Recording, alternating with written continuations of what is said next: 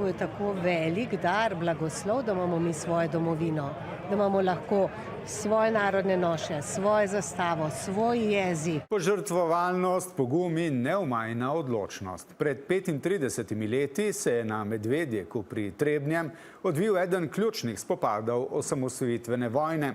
Ob obletnici je predsednica republike Nataša Pirc Musar poudarila, da je Medvedjek simbol slovenske samostojnosti, hkrati pa opomin na nesmiselnost nasilja in vojn. Zato moramo varovati vrednote dialoga, medsebojnega spoštovanja in sodelovanja, ki so temelj mirne in demokratične družbe. Denis Malačič.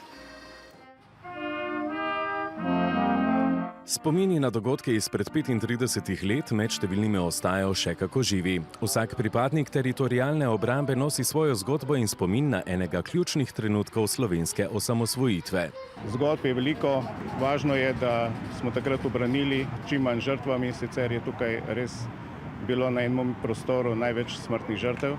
V vsakem primeru pa je to en zmaga za tisti čas oziroma tudi za danes, zmaga Slovenije ali pa slovenskega naroda.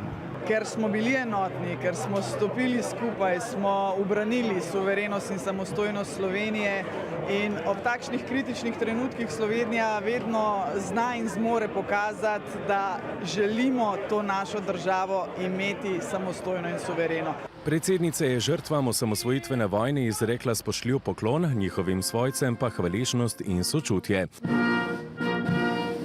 To je tako velik dar, blagoslov, da imamo mi svojo domovino, da imamo lahko svoje narodne noše, svojo zastavo, svoj jezik. Tisti, ki godrnja in gode čez Slovenijo, ne gre tam čez Atlantik, pa bo kaj spoznal, kako čudovita dežela je Slovenija. Ob robu dogodka se je predsednica republike dotaknila še zapleta glede osrednje proslave ob dnevu državnosti, na kateri bosta tokrat prvič dva osrednja govornika. To ni proslava Nataše Pirc Musar ali Janeza Janše. To je proslava Slovenije, Slovencev, Slovenk, državljanov in državljank. Ter, da gre za 35-letnico samostojnosti naše skupne države, ki presega politične in ideološke delitve.